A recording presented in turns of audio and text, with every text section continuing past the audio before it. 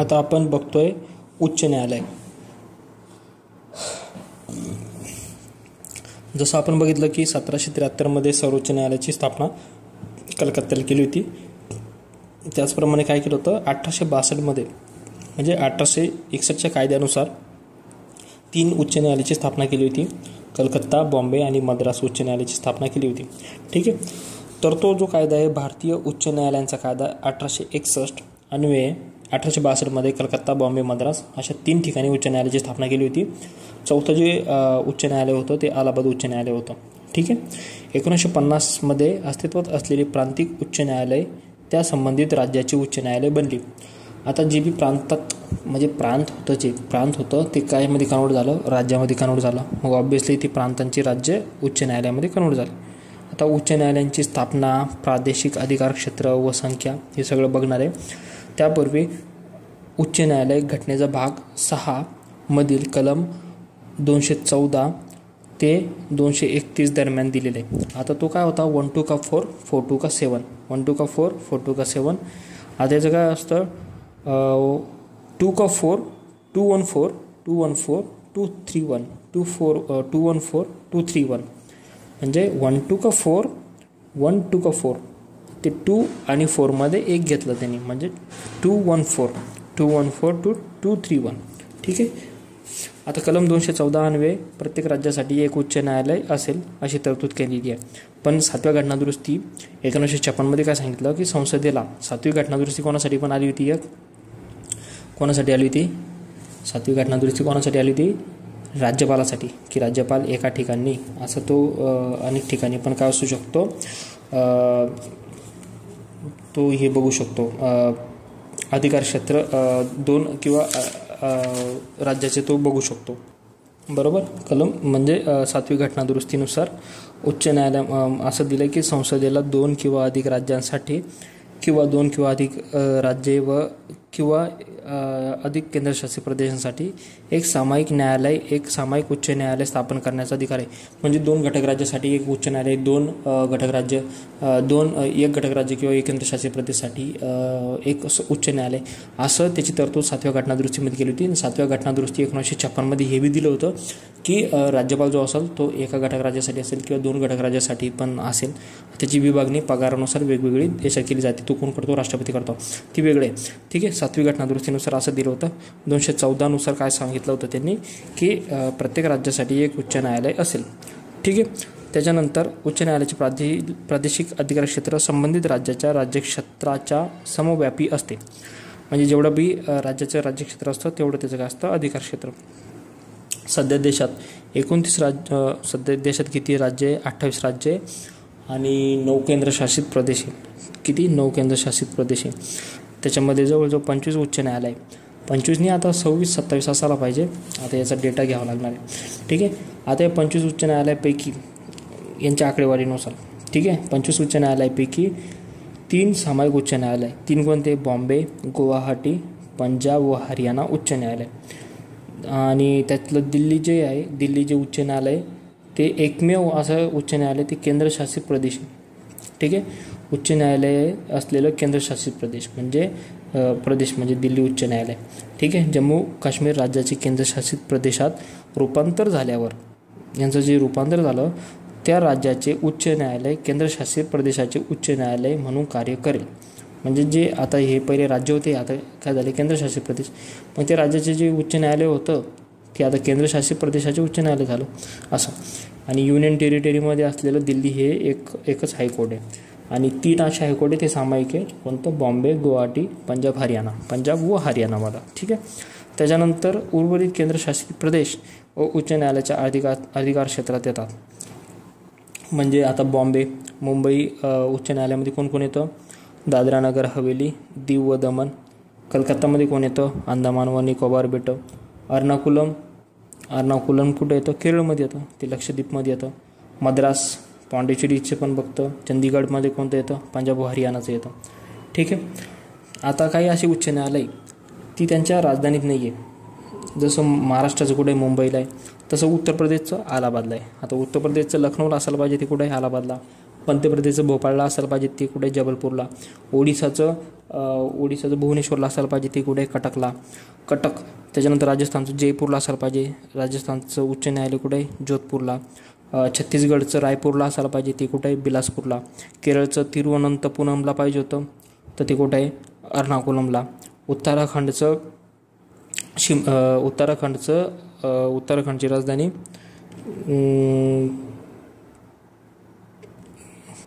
उत्तराखंडची राजधानी डेहराडून आहे, तिथं डेहराडूनला नाही आहे, तर ते उत्तराखंडचं कुठं आहे नैनितालला आहे. ठीक आहे.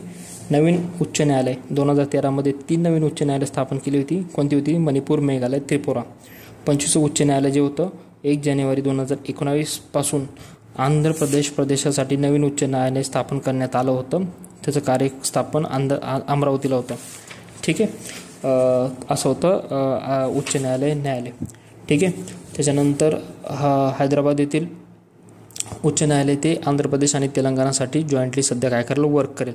आता काय झालं, त्यांची वेगवेगळी राजधानी झाली, वेगवेगळे त्यांचे उच्च न्यायालय होऊ शकतात म्हणजे. ठीक आहे. त्याच्यानंतर उच्च न्यायालयाचे संघटन कलम 214 214 अन्वये प्रत्येक राज्यासाठी एक उच्च न्यायालय असेल. कलम 216 अन्वये प्रत्येक उच्च न्यायालय एक मुख्य न्यायाधीश व राष्ट्रपतींना वेळोवेळी आवश्यक वाटतील असे अन्य न्यायाधीश यांची मिळून बनलेले असेल. आता जे बी उच्च न्यायालय असेल तिथं काय असणारे एक मुख्य न्यायाधीश असतो आणि अन्य काही न्यायाधीश, पण त्या अन्य न्यायाधीशांची संख्या कोण ठरवतो? राष्ट्रपती. सर्वोच्च न्यायालयात कोण होता? कोण ठरवायचं? संसद ठरवायचं. म्हणजे एक किंवा अनेक न्यायाधीश, एक मुख्य न्यायाधीश किंवा अन्य न्यायाधीश कोण ठरवतो? राष्ट्रपती. कलम 216 नुसार. कलम 214 नुसार काय असतो? एक उच्च न्यायालय. त्याच्यानंतर उच्च न्यायालयातील न्यायाधीशांच्या संख्येबाबत निश्चित तरतूद करण्यात आलेली नाही, तो अधिकार राष्ट्रपतींना देण्यात आला आहे. त्यानुसार राष्ट्रपती प्रत्येक उच्च न्यायालयातील न्यायाधीशांची संख्या वेळोवेळी कामाच्या गरजेनुसार काय करतात? ठरवतात. सर्वोच्च न्यायालयासाठी संसद ठरवते. त्याच्यानंतर पुढचा पॉईंट आहे न्यायाधीशांची नेमणूक. ठीक आहे. अपॉइंटमेंट ऑफ द जजेस. उच्च न्यायालयातील प्रत्येक न्यायाधीशांची नेमणूक कोण करतो? राष्ट्रपती करतो. आपण मागच बघितलं, सर्वोच्च न्यायालय, उच्च न्यायालयाची न्यायाधीशांची नेमणूक राष्ट्रपती करतात. राष्ट्रपतीमार्फत मुख्य न्यायाधीशाची नेमणूक भारताचे सरन्यायाधीश राष्ट्रपतीमार्फत होते बरं का. मुख्य न्यायाधीशाची जी नेमणूक होते राष्ट्रपतीमार्फत होते. ठीक आहे. त्यांचे भारताचे सरन्यायाधीश व संबंधित राज्याचे राज्यपाल यांचा विचार घेऊन केली जाते. आता समजा महाराष्ट्राचा उच्च न्यायालयाचे न्यायाधीश आहे, त्याची नेमणूक कोण करतो? राष्ट्रपती करतो. पण सरन्यायाधीशांचा काय घेतला तो विचार घेतला जातो. त्याच्यानंतर आपल्या राज्यपालाचा विचार घेतला जातो. ठीक आहे. संबंधित राज्यपालाचा विचार घेतला जातो. याच्यामध्ये मुख्यमंत्र्याचा उल्लेख नाही दिलेला. ठीक आहे. आता मुख्यमंत्री, महाधिवक्ता वगैरे वगैरे यांची काय करतो? सल्ल्यानुसार राज्यपाल त्यांची नेमणूक करतो. पण याच्यामध्ये राष्ट्रपती काय करतो? विचार कोणाच घेतो? राज्याचे राज्यपाल आणि सरन्यायाधीश. कोणासाठी? मुख्य न्यायाधीशाची नेमणूक करायची असेल. राष्ट्रपतीमार्फत अन्य न्यायाधीशांची नेमणूक करताना भारताचे सरन्यायाधीश संबंधित राज्याचे राज्यपालाबरोबरच संबंधित उच्च न्यायालयाच्या मुख्य न्यायाधीशाचा विचार घेतला जातो. आता समजा महाराष्ट्राचं जे उच्च न्यायालय आहे तिथं मुख्य न्यायाधीश आहे, पण अन्य न्यायाधीशांची जर नेमणूक करायची आहे तर राष्ट्रपती काय करतो? त्या उच्च न्यायालयाचा मुख्य न्यायाधीश प्लस त्या राज्याचा राज्यपाल प्लस सरन्यायाधीश यांचा काय करतो? विचार घेतो. सामायिक उच्च न्यायालयाच्या सर्व न्यायाधीशांची नेमणूक करताना राष्ट्रपती संबंधित राज्यांच्या राज्यपालांचा काय करतात? विचार घेतात. ऑब्वियसली ज्या राज्यपालाचा न्यायाधीशांची नेमणूक करायची आहे त्या ठिकाणी काय असतो? राज्यपाल असतो. आता याच्यात पण विवाद झाला होता की बाबा विचार घेणे म्हणजे काय. जसं सर्वोच्च न्यायालयाच्या याच्यात झालं होतं. मग 1982, 1993, 1998मध्ये काय झाले ते खटले भरले होते ते. त्याच्यानंतर न्यायाधीशांची पात्रतामध्ये काय? तो भारताचा नागरिक असावा. त्याच्यानंतर भारताच्या राज्यक्षेत्रात त्याने किमान 10 वर्ष न्यायिक पद धारण केलेले असावे. त्याच्यानंतर उच्च न्यायालय अथवा 2 किंवा अधिक उच्च न्यायालयात सलग 10 वर्ष त्याने वकिली केलेली असावी. ठीक आहे. याच्यामध्ये एवढी पात्रता दिली आहे. आपण जसं बघितलं सर्वोच्च न्यायालयामध्ये तो भारताचा नागरिक पाहिजे. त्याच्यानं कमीत कमी 5 वर्ष उच्च न्यायालय किंवा 1 किंवा अधिक न्यायालयामध्ये काय केलं पाहिजे? न्यायाधीश म्हणून काम केलं पाहिजे. त्याच्यानंतर उच्च न्यायालयामध्ये 1 किंवा अधिक न्यायालयामध्ये त्यानं 10 वर्ष वकिली केलेली पाहिजे. पण उच्च न्यायालयाच्या न्यायाधीशासाठी काय आहे? भारताचा नागरिक पाहिजे. त्याच्यानंतर 10 वर्ष त्याने न्यायिक पद धारण केलं पाहिजे, न्यायिक पद धारण केले पाहिजे आणि 10 वर्ष त्यानं वकिली केलेली पाहिजे. ठीक आहे, 10 वर्ष वकिली म्हणजे याला 5 वर्ष जज असण्याची याच्यावर काय बंधन नाही आहे. ठीक आहे, वरील पात्रतामधून एक बाब स्पष्ट होते. घटनेने उच्च न्यायालयाच्या न्यायाधीशांना न्यायाधीश होण्यासाठी किमान वयाची पात्रता ठेवलेली नाही आहे. तसेच सर्वोच्च न्यायालयाच्या विपरीत उच्च न्यायालयाच्या न्यायाधीशाच्या नेमणुकीसाठी जे निष्णात कायदे पंडित राहतो की त्याचे निष्णात कायदे पंडित पण लागतं ना सर्वोच्च न्यायालयासाठी, ती पात्रता ठेवण्यात आलेली नाही आहे. ठीक आहे, फक्त निष्णात कायदे पंडित सर्वोच्च न्यायालयासाठी असतो आणि सर्वोच्च न्यायालयासाठी असतो आणि जी त्रिसदस्यीय समिती स्थापन केली जाते. त्रिसदस्यीय समिती कशासाठी स्थापन केली जाते? जेव्हा न्यायाधीशांना पदावरून जर दूर करायचं आहे, सर्वोच्च न्यायालयाच्या न्यायाधीशांना पदावरून दूर करण्याचं आहे, त्याच्यासाठी जो प्रस्ताव येतो तो प्रस्ताव जेव्हा येतो, प्रस्ताव जेव्हा आला त्या प्रस्तावाच्या आधारे 3 सदस्यीय समिती केली जाते. त्या 3 सदस्य समितीमध्ये सरन्यायाधीश किंवा सरन्यायाधीशावर जर असेल तर अन्य न्यायाधीश, त्याच्यानंतर एक निष्णात कायदे पंडित असतो आणि उच्च न्यायालयाचा मुख्य न्यायाधीश असतो. म्हणजे म्हणजे निष्णात कायदे पंडित त्या त्रिसदस्यीय समितीमध्ये असतो आणि जो सरन्यायाधीश असतो तो सुद्धा काय असतो, एक निष्णात कायदे पंडित पाहिजे. ठीक आहे, अशी त्याची काय असते, पात्रता असते. शपथ व प्रतिज्ञा. आता उच्च न्यायालयाच्या न्यायाधीशांना प्रतिज्ञा कोण देतो? राज्यपाल देतो. आता त्यांना देईल, नाही तर तो मुख्य न्यायाधीशाला शपथ देईल. तो कोणाचा अधिकार आहे? राज्यपालाचा अधिकार आहे. त्याच्यानंतर न्यायाधीशांचा पदावधी. आता सर्वोच्च न्यायालयाचा पदावधी घटनेत दिलेला आहे का? नाही. पण पुढील तरतुदी केल्या होत्या. पुढील काय तरतुदी केल्या होत्या की तो 65 वर्षाचा असेल, असं तसं. तर तसंच उच्च न्यायालयाचे न्यायाधीश का तसंच आहे, त्यांचं बी पदावधी निश्चित नाही आहे. पण ते वयाच्या 62 वर्षापर्यंत काय करतात, पद धारण करतात. राष्ट्रपतीला ते काय करतात, राजीनामा देतात. त्याच्यानंतर राष्ट्रपती न्यायाधीशास पदावरून संसदेच्या शिफारशीनुसार दूर करतात. म्हणजे राष्ट्रपती संसदेच्या शिफारशी जशा आपण बघितल्या की सर्वोच्च न्यायालयाच्या न्यायाधीशाला पदावरून कुठल्या पद्धतीनुसार काढलं जातं, संसदेच्या शिफारस जी केली त्याच्यानंतर मग काय करतो राष्ट्रपती त्यांना पदावरून दूर करतो. आणि चौथं काय होतं, सर्वोच्च न्यायालयाचे न्यायाधीश म्हणून नियुक्ती जर केली असेल तर किंवा राष्ट्रपतींनी त्यांची अन्य उच्च न्यायालयाची बदली केल्यास त्याचे पद काय होतं, रिक्त होईल. म्हणजे त्यांची नियुक्ती राष्ट्रपतींनी सर्वोच्च न्यायालयाचे न्यायाधीश म्हणून केल्यास किंवा राष्ट्रपतींनी त्यांची अन्य उच्च न्यायालयाची बदली केल्यास त्यांचे पद काय होतं, रिक्त होतं. ठीक आहे, म्हणजे पद रिक्त कधी होणार असं. आणि सर्वोच्च न्यायालयामध्ये काय होतं, 3च होतं की तो 65 वर्षापर्यंत असेल, तो राजीनामा कोणाला देतो, राष्ट्रपतीला देतो. आणि त्याला पदावरून कसं काढलं जातं, संसदेच्या शिफारशीनुसार. पण उच्च न्यायालयामध्ये 3 असतात आणि अजून एक कोणता असतो की बाबा त्याची नियुक्ती जर सर्वोच्च न्यायालयाचे न्यायाधीश म्हणून जर केली किंवा अन्य न्यायालयाच्या न्यायाधीशांमध्ये जर केली तर ती जागा काय होती, त्याची रिक्त होते ऑब्व्हियसली. ठीक आहे, त्याचं 65 वर्ष आहे, याचं 62 वर्ष. ठीक आहे, न्यायाधीशांना पदावरून दूर करणे कलम 217 दिले. उच्च न्यायाधीशाला पदावरून दूर करण्याची पद्धत सर्वोच्च न्यायालयाच्या न्यायाधीशाला पदावरून दूर करण्याच्या पद्धतीप्रमाणे आहे. कलम 124(4) मध्ये काय दिलं होतं की जे सर्वोच्च न्यायालयाच्या न्यायाधीशांना जशा पदावरून दूर केलं जातं तसंच. म्हणजे काय असतं, सर्वोच्च उच्च न्यायालयाच्या न्यायाधीशास राष्ट्रपतीच्या आदेशाद्वारे पदावरून दूर केले जाते.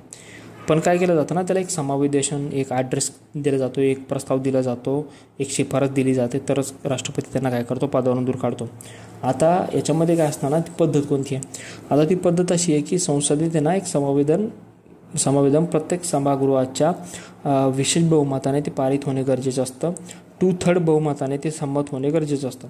म्हणजे संसदेत हे समावेदन किंवा जो ॲड्रेस आहे, तो प्रस्ताव आहे, प्रत्येक सभागृहाच्या म्हणजे दोन्ही सभागृहाच्या विशेष बहुमताने ठीक आहे, विशेष बहुमताने संमत होणे गरजेचे असते. आता विशेष बहुमत म्हणजे 2/3 बहुमत. ठीक आहे, त्याच्यानंतर त्याला काढणं कशाहून काढलं जातं, गैरवर्तन केले किंवा अकार्यक्षमता जर असेल तर. ठीक आहे, आता हे जे प्रस्ताव असतो, या प्रस्तावावर लोकसभेच्या किमान 100 सदस्यांची सही पाहिजे किंवा राज्यसभेच्या 50 सदस्यांची सही पाहिजे. सर्वोच्च न्यायालयाचा न्यायाधीश ॲज वेल ॲज उच्च न्यायालयाचा न्यायाधीश म्हणजे मुख्य न्यायाधीश आलाच, सरन्यायाधीश पण आलाच, याच्यामध्ये 50 सदस्यांची काय पाहिजे, सही लागत असते. आता यांची असा जर प्रस्ताव जर आला कोणाकडं, अध्यक्षाकडे किंवा सभापतीकडे, आता दोन्ही सभेकडे मांडणं पडतं, पण कुठं तरी पहिले एखादा सभागृहात मांडावं लागेल ना. मग त्यांनी राज्यसभेत मांडलं किंवा लोकसभेत मांडलं. लोकसभेत मांडलं तर 100 जणांची काय लागते, सहीनिशी प्रस्ताव लागतो.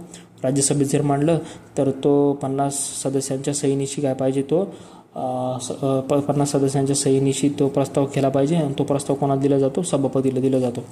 मग तो सभापती काय करतो, सभापती किंवा अध्यक्ष काय करतो, त्यावर तो स्वीकारतो किंवा त्याला काय करतो, स्वीकारण्यास काय करू शकतो, नकार देऊ शकतो. जर त्यानं जर स्वीकारला तर तो काय करतो, एक त्रिसदस्यीय समिती स्थापन करतो.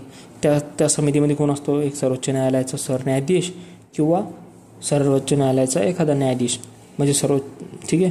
दुसरं एखाद्या उच्च न्यायालयाचे मुख्य न्यायाधीश, त्याच्यानंतर एक निष्णात कायदेपंडित. ठीक आहे. ह्या त्रिसदस्यीय समिती काय करते, एक चौकशी करते. ती चौकशीनुसार जर गैरवर्तन जर आढळलं तर तो प्रस्ताव विचारात घेते. तो प्रस्ताव ते काय करते, विशेष बहुमताने संमत करते आणि ते काय करते, राष्ट्रपतीकडे देते. राष्ट्रपती त्यांना काय करतो, पदावरून दूर काढतो. ठीक आहे. आतापर्यंतची घटना PD दिनकरन, सौमित्र सेन यांना पदावरून दूर करण्याचा काय केला, प्रस्ताव पारित करण्यात आला होता, पण त्यांची काय झाली, ती स्थगिती दिली होती. पगार व भत्ते, आता यांना पगार व भत्ते कुठून दिले जातात, संसदीय कायद्याद्वारे दिले जातात, संचित निधीतून. ठीक आहे. न्यायाधीशांच्या नेमणुकीनंतर, ठीक आहे, म्हणजे संसदीय कायद्याद्वारे वेळोवेळी निर्धारित केले जातात. ठीक आहे. त्याच्यानंतर शेवटच्या पगाराच्या 50% त्यांना काय भेटतो, पेन्शन भेटते. त्याच्यानंतर न्यायाधीशांची बदली कुठं होते, न्यायाधीशांची बदली. त्याच्यानंतर घटनेच्या कलम 222 अन्वये काय सांगितलं आहे की राष्ट्रपतींना भारताच्या सरन्यायाधीशाचा विचार घेऊन आता न्यायाधीशांची बदली करणे, की बाबा उच्च न्यायालयाचा न्यायाधीश आता महाराष्ट्राचा आहे, त्याला आता ओडिशाला टाकायचं आहे, तर ओडिशाला जर टाकायचं आहे कलम 222 अन्वये त्याचं काय करावं लागतं, कलम दिलेली आहे. आणि तो अधिकार कोणाला आहे, राष्ट्रपतीला आहे. कारण उच्च न्यायालयाचं अधिकार क्षेत्र सरन्यायाधीशाच्या हातात नाही आहे, ती कोणाच्या हातात आहे, सर्वोच्च राष्ट्रपतीच्या. मग राष्ट्रपती अधिकार घेईन ना, पण राष्ट्रपती अधिकार घेताना काय करतो, सरन्यायाधीशाचा काय करतो, विचार घेतो.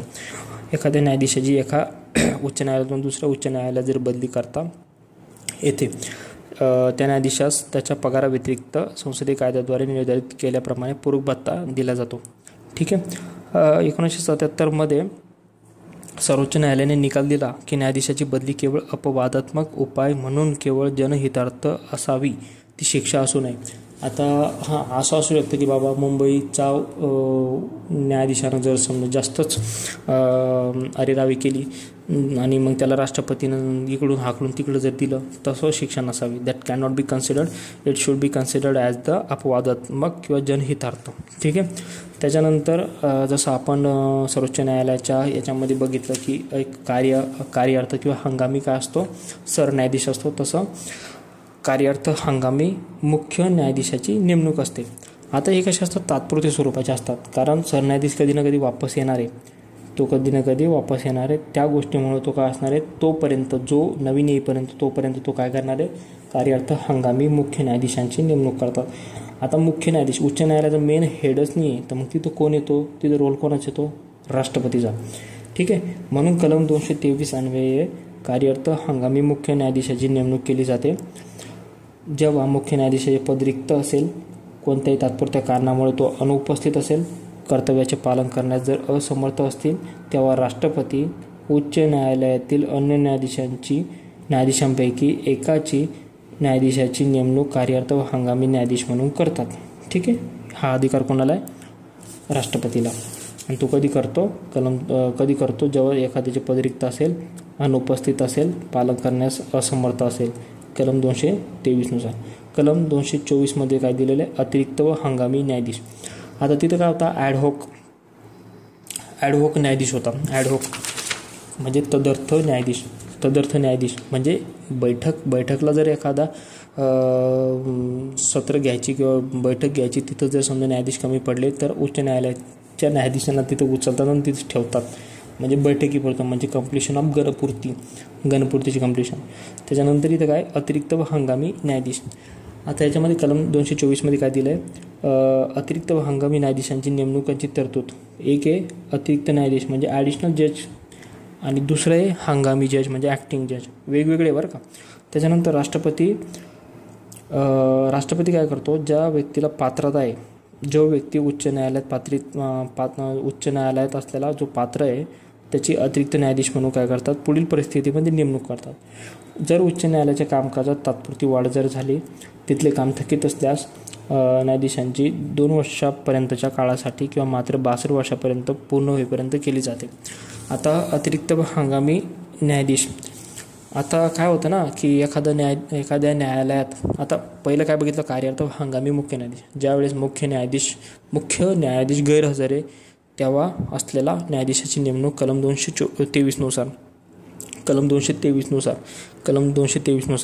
आणि कलम 224नुसार काय असणार आहे, अतिरिक्त न्यायाधीश. अतिरिक्त कधी घेतो आपण, ॲडिशनल जेव्हा आपलं काम वाढलं तेव्हा, म्हणजे कामकाजात वाढ झाली किंवा कामं थकीत पडलं तेव्हा. तो 2 वर्षासाठी असेल किंवा वयाच्या 62 वर्षापर्यंत असेल. त्याच्यानंतर दुसरा आहे हंगामी न्यायाधीश म्हणजे ॲक्टिंग. म्हणजे काय असणार, तो हंगामी असतो. म्हणजे काय होतं ना, एखादा जर न्यायाधीश गैरहजर असेल किंवा असमर्थ असेल, आजारी पडला असेल, तर त्याच्या जागी तो काय करतो, काम करतो. म्हणजे जसं मुख्य न्यायाधीश हंगामी न्यायाधीशाच्या जागी येतो ना, जोपर्यंत नवीन मुख्य न्यायाधीश येत नाही तोपर्यंत हा हंगामी न्यायाधीश पण असतो. ठीक आहे, कलम 224मध्ये. आणि कोण करते याची नेमणूक, राष्ट्रपती करतो. आणि याची नेमणूक किती करतो, जोपर्यंत जो मूळ न्यायाधीश येत नाही तोपर्यंत. ठीक आहे. आता ॲडिशनल जज जो असतो,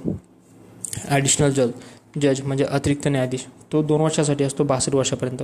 कारण तो काम असतं, थकीत काम असतं तेवढं करण्यासाठी. पण हंगामी न्यायाधीश जोपर्यंत येत नाही तोपर्यंत त्याला काम करणं काय असतं, भाग असतं. तो त्याच्या जागी काय असतो, तिथंच असतो. त्याच्यानंतर निवृत्त न्यायाधीशांची नियुक्ती. आता निवृत्त न्यायाधीशांची नियुक्ती सर्वोच्च न्यायालयामध्ये बी केली जाते, ती इथं पण केली जाते. आणि तिथं काय केली जाते, तिथं निवृत्त न्यायाधीशांची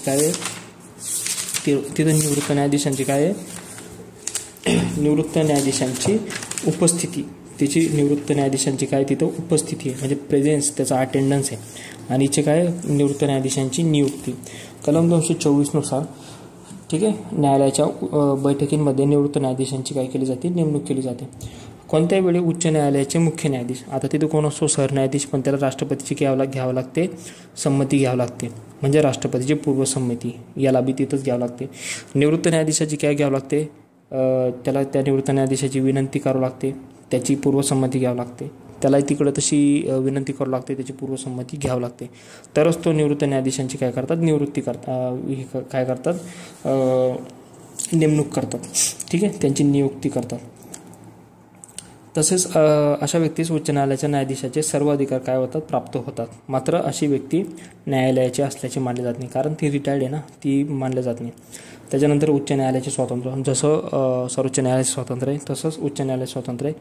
म्हणजे नेमणुकीची पद्धत म्हणजे काय, नेमणुकीची पद्धत कोणाकडे आहे, जी डायरेक्ट इलेक्शन पद्धत आहे ती कोणाकडे आहे, राष्ट्रपतीकडे आहे. म्हणजे राष्ट्रपतीवर आहे. आणि राष्ट्रपतीला राजकीय याच्यापासून, हस्तक्षेपापासून, म्हणजे जे बी अधिकार आहे त्यालापासून सरकारचा हस्तक्षेप पूर्ण अधिकार वेगळा केला आहे.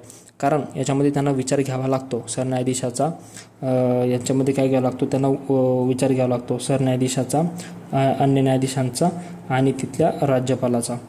ठीक आहे, नेमणूक करताना राष्ट्रपतीवर न्यायाधीशांचा विचार घेण्याचे बंधन टाकण्यात आलेले आहे.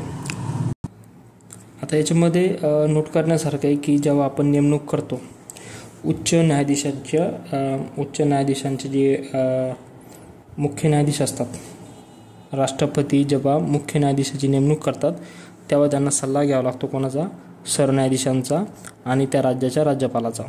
आणि जेव्हा राष्ट्रपती त्या उच्च न्यायालयाच्या अन्य न्यायाधीशांची जर नेमणूक करतात तेव्हा सरन्यायाधीश व संबंधित राज्याच्या राज्यपालाचा घेतला जातो, विचार घेतला जातो.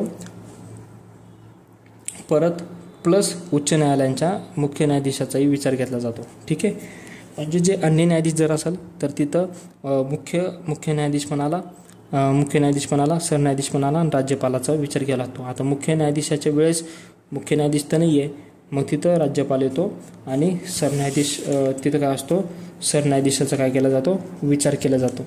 ठीक आहे. आणि सर्वोच्च न्यायालयाचा जर सर्वोच्च न्यायालयाचा जर न्यायाधीश असेल सरन्यायाधीश, तर त्यावेळेस काय असतो, सर्वोच्च न्यायालयाचा न्यायाधीशाच्या किंवा उच्च न्यायालयाच्या न्यायाधीशांचा विचार घेतला जातो. आणि जर अन्य न्यायाधीश जर असेल तर तिथं मग सरन्यायाधीश असेलच. ठीक आहे, सरन्यायाधीश असेलच. आणि त्याच्यानंतर उच्च न्यायालयाचा न्यायाधीश पण तिथं काय असतो, त्यांच्यावर असतो, त्यांच्याकडून घ्यावा लागतो. ठीक आहे. उच्च न्यायालय स्वातंत्र्यामध्ये नेमणुकीची पद्धत त्याच्यामध्ये आज दिले की राष्ट्रपती काय जे बी आता पंतप्रधान वगैरे त्यांचा सल्ला असतो ना, त्याच्यापासून काय केलेलं आहे, दूर ठेवलेलं आहे. म्हणजे त्यांना काय केलेलं आहे, जे बी ज्युडिशियलमध्ये असतात त्यांचा विचार घ्यावा लागतो. त्याच्यानंतर पदावधीची सुरक्षा दिलेली आहे त्यांना. ठीक आहे. नेमणूक जरी राष्ट्रपती मार्फत होते, पण ते राष्ट्रपतीच्या मर्जीने पद धारण करत नाही. त्यांच्या निश्चित सेवा शर्ती आहे संसदीय कायद्याद्वारे, खर्च संचित निधीवर आहे, संसदेतील चर्चेवर निर्बंध, त्याच्यानंतर निवृत्तीनंतर वकिली करण्यावर कायद्याला बंदी, अवमानाबद्दल शिक्षा करण्याचा अधिकार, कलम 215 अन्वये आपल्या स्टाफची नेमणूक करण्याचे स्वातंत्र्य, त्यांचे अधिकार क्षेत्र घटवता येत नाही, कार्यकारी मंडळापासून ते काय असतात, विभक्त असतात. ठीक आहे. म्हणजे निवृत्तीनंतर वकिली करण्यावर बंदी कोणाकोणाला, सरन्यायाधीश, उच्च न्यायालयाचे न्यायाधीश, त्याच्यानंतर कॅग असतो. ठीक आहे. त्याच्यानंतर उच्च न्यायालयाचे अधिकार क्षेत्र, जसं अधिकार क्षेत्र आपण सर्वोच्च न्यायालयाचे बघितले तसेच अधिकार क्षेत्र उच्च न्यायालयाचे सुद्धा असतात. ठीक आहे. न्यायालयाचे अधिकार क्षेत्र म्हणजे त्याच्या खटले चालवण्याच्या व त्यांच्यावर निकाल देण्याच्या अधिकाराची व्याप्ती. ठीक आहे. याच्यामध्ये कुठले अधिकार क्षेत्र आहे, एक आहे प्रारंभिक अधिकार क्षेत्र, प्राधिलेख अधिकार क्षेत्र, अपिलाचे व पुनर्विचाराचे अधिकार क्षेत्र, चौथा आहे पर्यवेक्षणात्मक अधिकार क्षेत्र, त्याच्यानंतर 5वं आहे अधीनस्थ न्यायालयांवरील नियंत्रण, 6वं आहे अभिलेख न्यायालय म्हणून अधिकार आणि 7वं आहे न्यायिक पुनर्विलोकनाचा अधिकार. आता आपण याच्यामध्ये काय करणार आहे, डिटेल्समध्ये बघणार आहे. ठीक आहे. तसंच काय झालं आहे माहिती आहे का, उच्च न्यायालयाला काही अतिरिक्त अधिकार दिले, जसं प्राधिलेख अधिकार ते तर आहेच, त्याच्यानंतर पर्यवेक्षणात्मक, त्याच्यानंतर सल्लागार अधिकार पण दिले, म्हणजे तो सल्ला पण देऊ शकतो. ठीक आहे. त्याच्यातलं पहिलं बघायचं आपल्याला प्रारंभिक अधिकार क्षेत्र. म्हणजे प्रारंभिक म्हणजे काय असतं, ओरिजिनल ज्युरिडिक्शन. आपण तिथे काय बघितलं, केंद्र राज्य, राज्य केंद्र, त्याच्यानंतर राज्य केंद्र राज्य वर्सेस राज्य, असं जे बी तंटे होते ते. आता याच्यामध्ये काय असतं, याच्यामध्ये काय येतं, उच्च न्यायालयात थेट येणारे दावे असतात, अपील असतात, ते सोडवण्याचं काम येतं. त्याच्यानंतर मृत्यूपत्र, ॲडमिरल्टी, विवाह, घटस्फोट, कंपनी कायदा याच्याबद्दल न्यायालयाचा अवमान यांच्याशी संबंधित मुद्दे असतात. संसद आणि राज्य विधिमंडळ सदस्य यांच्या निवडणुकीशी संबंधित जे बी तंटे असतात, महसूलविषयक मुद्दे, महसूल जमा करताना दिलेले आदेश, त्याच्यानंतर नागरिकांचे मूलभूत हक्क बजावणे, हे काय असतात, हे जे सगळे काय असतात त्याच्यामध्ये प्रारंभिक अधिकार क्षेत्र असतात. ठीक आहे. हे काय असतात, सगळे प्रारंभिक अधिकार क्षेत्र. त्याच्यानंतर प्राधिलेख अधिकार क्षेत्र म्हणजे रिट ज्युरिडिक्शन. आपल्याला माहिती आहे कलम 226 नुसार रिट काढला जातो. तो रिट कसा काढला जातो, प्राधिलेख असतात, हेबियस कॉर्पस, मॅन्डमस, प्रोहिबिशन, सर्शिओराय, को वॉरंटो. ठीक आहे, याच्या बाबतीत. त्याच्यानंतर अपिलाचे व पुनर्विचाराचे अधिकार क्षेत्र म्हणजे ॲपिलेट ज्युरिडिक्शन असतं उच्च न्यायालय. म्हणजे ते काय करू शकतं, जे बी खालचे प्रकरणं असतात, फौजदारी प्रकरण, दिवाणी प्रकरण, यांचे जे अपील होते त्यांची जर निर्णय नाही लागला तर ते निर्णय वरच्या कोर्टात घेऊन जातात उच्च न्यायालयामध्ये. ठीक आहे. म्हणजे ते काय असतात, अपिलाचे व पुनर्विचाराचे अधिकार क्षेत्र. त्याच्यामध्ये दिले 2 दिवाणी प्रकरण, त्याच्यानंतर फौजदारी प्रकरण, आपण हे बघितलं डिटेलमध्ये मागं. त्याच्यानंतर चौथं आहे पर्यवेक्षणात्मक अधिकार क्षेत्र म्हणजे सुपरवायझरी. म्हणजे ते काय असणार, एक उच्च न्यायालय, प्रादेशिक अधिकार क्षेत्रातील सर्व न्यायालय व न्यायाधिकरणे म्हणजे लष्करी न्यायालय, न्यायाधिकरणे वगळता यांच्यावरील पर्यवेक्षणाच्या अधिकाराला त्यांचे पर्यवेक्षणात्मक अधिकार दिले. कलम 227 अंतर्गत आहे. ठीक आहे. म्हणजे न्यायालयाकडून रिटर्न्स मागवणं येणे, अन्य न्यायालयाकडून रिटर्न्स मागवणं, नमुने विहित करणं. ठीक आहे. त्या पुस्तके, नोंदे, लेखी असेल तर म्हणजे सुपरवायझरी जे पर्यवेक्षणात्मक असतं का ॲडव्होकेट्स, त्याच्यानंतर परीक्षणात्मक वगैरे अधिकार क्षेत्र, हे जे क्षेत्र हे जे अधिकार येतात ते काय असतात पर्यवेक्षणात्मक. 5वं काय अधीनस्थ न्यायालयांवर नियंत्रण. ठीक आहे, म्हणजे उच्च न्यायालयाला आपल्या अधीनस्थ म्हणजे ज्याच्या अंडर न्यायालयांवर अपिलाच्या व पर्यवेक्षणात्मक अधिकार क्षेत्राव्यतिरिक्त प्रशासकीय नियंत्रणाचे अधिकार प्राप्त आहे. प्रशासकीय, ठीक आहे, म्हणजे ॲडमिनिस्ट्रेटिव्ह अधिकार त्यांच्यावर. ते पुढील प्रमाणे कसं, जिल्हा न्यायाधीशांची नेमणूक करणे, ठीक आहे, पदस्थापन करणे, पोस्टिंग करणे, पदोन्नती द्यायची, राज्याच्या न्यायिक सेवेत व्यक्तींची नेमणूक याबाबत राज्यपाल उच्च न्यायालयाचा काय करतात विचार घेतात. ठीक आहे, म्हणजे उच्च न्यायालयाच्या खाली कोण येतो, डिस्ट्रिक्ट न्यायालय येतात. चला डिस्ट्रिक्ट, तिथं त्यांचे काय करणे, पदस्थापना करणे, पोस्टिंग देणे, त्यांचे नेमणुका करणे, हे जे कामं असतात का ते अधीनस्थ न्यायालयांवर नियंत्रण, हे त्यांचं काय असणार आहे, हे त्याचे काय असणार आहे प्राधिकार अधिकार क्षेत्र आणि त्याचे अधिकार आहे. त्याच्यानंतर 6वं काय अभिलेख न्यायालय म्हणून अधिकार, म्हणजे अ कोर्ट ऑफ रेकॉर्ड, म्हणजे त्याचा अवमान जर केला तर त्याबद्दल त्यांना काय असते शिक्षा देण्याची काय असते तरतुदी दिलेला आहे. 7वं काय आहे न्यायिक पुनर्विलोकनाचा अधिकार, म्हणजे ज्युडिशियल रिव्ह्यू म्हणतो आपण, कलम 226 नुसार न्यायिक पुनर्विलोकन. आता घटनेमध्ये कोठेही न्यायिक पुनर्विलोकन या शब्दप्रयोगाचा उल्लेख केलेला नसला तरी ज्युडिशियल रिव्ह्यू हा शब्द उल्लेख केलेला नाही आहे बरं का. कलम 13 व कलम 226च्या तरतुदी उच्च न्यायालयाला असा अधिकार स्पष्टपणे प्रदान करतात. ठीक आहे, कलम 13 आणि कलम 226 न्यायिक पुनर्विलोकन, लक्षात ठेवायचं, न्यायिक पुनर्विलोकन घटनेत नाही आहे तरी त्याला कलम 13 आणि कलम 226 अंतर्गत काय दिलेलं आहे अधिकार स्पष्टपणे दिलेलं आहे. ठीक आहे, त्याच्यानंतर एखाद्या कायद्याच्या किंवा कार्यकारी आदेशाच्या घटनात्मक वैधतेला उच्च न्यायालयाच्या अधिकारांवर पुढील आधारांवर आव्हान देता येऊ शकते. म्हणजे भागतीमधील मूलभूत हक्कांचे उल्लंघन जर होत असेल, त्याच्यानंतर कार्यकारी मंडळाच्या प्राधिकाराच्या बाहेर जर असेल, जर कायदा किंवा घटनात्मक आदेश तरतुदींचे उल्लंघन करणारा असेल तर, म्हणजे आपण बघितलं की सर्वोच्च न्यायालय काय करतं, फक्त मूलभूत हक्क जर आपले उल्लंघन जर झाले तर कलम 32 नुसार ते आपल्याला वापस मिळवून देण्यासाठी प्रयत्न करतं. पण आपण बघितलं की कलम 226 नुसार उच्च न्यायालय थोडं विस्तृत आहे, कारण त्याच्याकडं मूलभूत हक्क ॲज वेल ॲज जे बी प्राधिकरणाबाहेरचे जे बी इश्यू येतात ते, त्याच्यानंतर जे घटनात्मक तरतुदी ते, त्याच्यानंतर कायदेकारी असतात बघ, कायदेविषयक हक्क असतात, म्हणजे कायदेशीर हक्क असतात, हक्क मतदान वगैरे ह्या रिलेटेड जे बी असतात त्याची पूर्तता करणे, त्याचे ज्युडिशियल रिव्ह्यू करणे हे उच्च न्यायालयाचं अधिकार असतात. ठीक आहे, त्याच्यानंतर बॉम्बे हायकोर्ट, त्याच्यात 2 लाईन आहे ते बघू. म्हणजे बॉम्बे उच्च न्यायालयाची स्थापना 14 ऑगस्ट 1862 रोजी करण्यात आली होती. म्हणजे पहिलं 1862मध्ये 3 आले ते, पहिलं कोणतं आलं होतं कलकत्ता, दुसरं बॉम्बे आणि तिसरं मद्रास. मग बॉम्बे कधी आलं होतं ऑगस्टमध्ये. बॉम्बे उच्च न्यायालयात सध्या 75 न्यायाधीश आहेत. किती आहे सध्या, किती 75 न्यायाधीश. सर्वोच्च न्यायालयामध्ये किती आहे 34 आहे टोटल सरन्यायाधीश पकडून, आणि बॉम्बे उच्च न्यायालयामध्ये किती 75. आता याची खंडपीठे किती 3 ठिकाणी आहे, औरंगाबाद, नागपूर आणि पणजीला. आतापर्यंत बॉम्बे उच्च न्यायालयातील 22 न्यायाधीशांची नेमणूक सर्वोच्च न्यायालयात न्यायाधीश म्हणून झालेली आहे. त्यापैकी 8 न्यायाधीश सर्वोच्च न्यायालयाचे सरन्यायाधीश झालेले. म्हणजे आतापर्यंत काय झाले, जेवढे बी उच्च न्यायालयाचे न्यायाधीश आहे 22 न्यायाधीश ते सर्वोच्च न्यायालयाच्या न्यायाधीश म्हणून त्यांची काय झालेली आहे नेमणूक झालेली आहे. आणि त्यातले जे 8 आहे का ते 8चे काय झालेले सरन्यायाधीश म्हणून त्यांची नेमणूक झालेली आहे. ठीक आहे, उच्च न्यायालयासाठी एवढंच.